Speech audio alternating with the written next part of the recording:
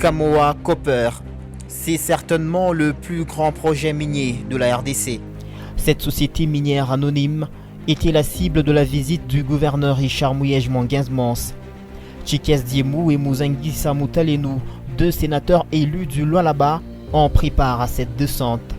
Quelques membres du gouvernement provincial étaient également présents. Les visiteurs ont reçu des explications sur l'entreprise qui ont touché principalement le développement de la mine, les sources énergétiques, le social, bref, toutes les facettes qu'elle a su faire briller par un travail de titan. Quitté ce cadre, le gouverneur a directement visité le centre de prise en charge de coronavirus.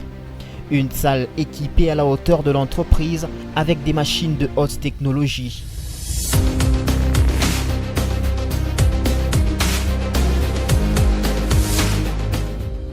La délégation visitera également une briqueterie qui a vu le jour grâce au financement de Kamoa en faveur des communautés environnantes. Richard Muyej-Manguinz-Mons a par la suite visité les travaux de construction de l'usine.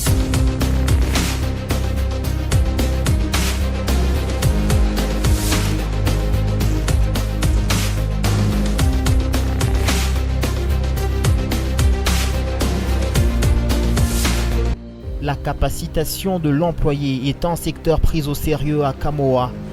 Des millions de dollars américains sont investis dans l'acquisition des simulateurs de foration et il y en a de toutes marques selon le besoin.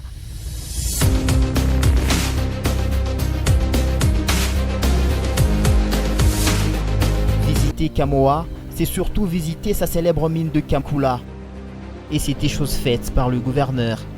20 km de galeries de 6 mètres de large et de hauteur. C'est de ces entrailles que 2000 tonnes de minerais sont produits toutes les 60 minutes et les teneurs peuvent aller jusqu'à 8% de cuivre à certains endroits.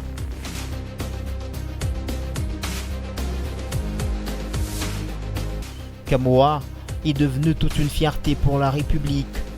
Sans attendre, dans la mine à plus de 300 mètres de profondeur, Richard Muyej-Manguinz-Mons a salué les efforts des uns et des autres dans la réalisation de ce projet. C'est un très grand projet. C'est la fierté pour la République démocratique du Congo. Je disais tout à l'heure à l'équipe dirigeante que j'allais lancer officiellement l'invitation au président de la République qu'il vienne voir cette merveille. Kamoa, c'est un projet énorme, énorme. Et vous savez qu'en termes de réserves de cuivre, nous serons bientôt le deuxième pays du monde. Et quand on intègre la teneur, nous allons être les champions du monde. C'est vous dire que cette République a beaucoup d'avenir. Et je disais à ces jeunes que je considère comme des héros et c'est une fierté. On nous a dit beaucoup de choses, mais je me rends compte que ce sont nos compatriotes. Ce sont nos enfants qui sont là, qui travaillent, qui ont été formés chez nous et dans d'autres pays de ce continent et qui sont là, très compétents. Et l'ingénieur Ben Munanga me rassure qu'au mois de septembre de l'année prochaine, l'effectivité de la production sera réalisée. C'est important. Je crois que ça, c'est un spectacle prestigieux. Cette fierté est aussi partagée par ses représentants de la province au niveau du Sénat. Tour à tour, le sénateur Tchikez Diemou s'est adressé au haut cadre de la société Kamoa. Muzangisa Mutalenou aussi n'y a pas manqué. As an old guy from the mines, take care of the fallout to the communities. And so they were just saying the first circle was 5 kilometers. The second one was 10 kilometers. What do you do with the rest of the province? You should take care of it then. You should also take care of this. I know what I'm talking about. Once again, on the behalf of Mr. Governor, thank you so much. Moi, je voulais vous inviter pour notre fierté davantage à respecter l'éthique des grands groupes que vous représentez. Je voulais vous dire que sur le plan mondial, c'est une fierté pour nous. Sur le plan national, c'est aussi une fierté. Nous sommes attachés à l'unité de notre pays. Nous sommes attachés aussi à la fierté de ses diversités ou de sa diversité. Tout en saluant les efforts des uns et des autres dans la réalisation de ce projet, le gouverneur a au terme de la visite fait un plaidoyer. Je voudrais au nom de nos élus, membres du Sénat et des membres de mon gouvernement, vous dire merci. Merci pour cet accueil.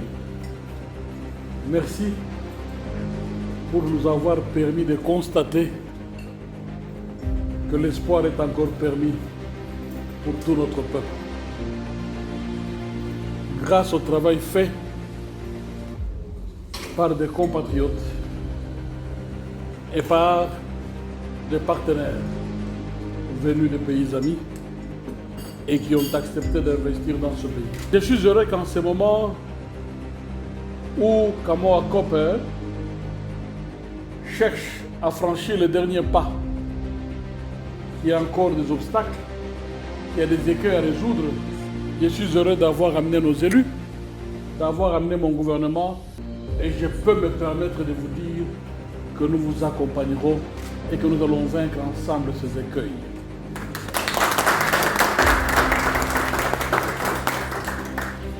Je voudrais, en toute sincérité et élégance,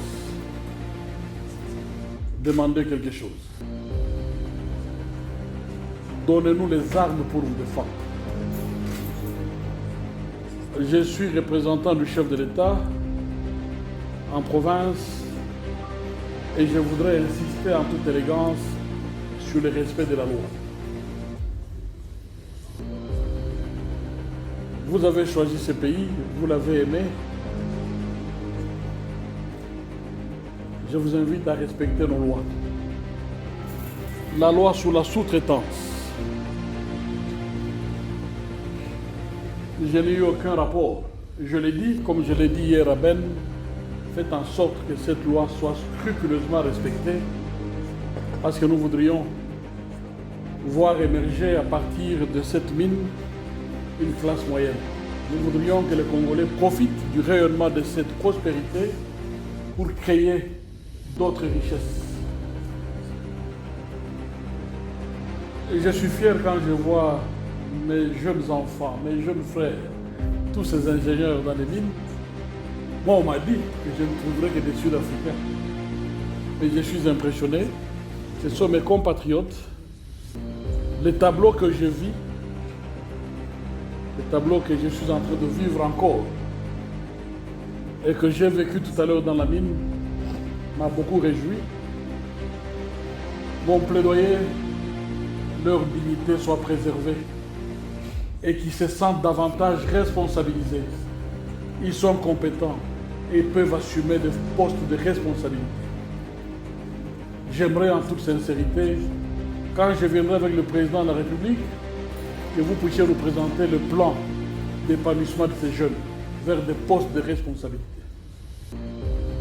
Et j'aimerais que parmi eux, qu'il y en a qui soient associés aux grandes décisions, parce qu'ils connaissent nos réalités. C'est un empire, je l'ai dit hier, c'est un empire minier. Il faudrait que les succès, quand on va célébrer les succès, qu'on se réalise que certains de nos jeunes ont participé à des décisions, que certains de nos jeunes ont participé à l'élaboration de cet édifice immense qui fera parler de lui à travers le monde. Kamoa et ses sous-traitants, c'est un total de 6080 personnes employées, dont 5227 Congolais. L'entreprise est une joint venture dans laquelle la RDC est actionnaire à hauteur de 20%. Ivanhoe Mines a investi à hauteur de 40%. Même chose pour le groupe Zijin. D'ici 2021, Kamoa pourra débuter avec la production.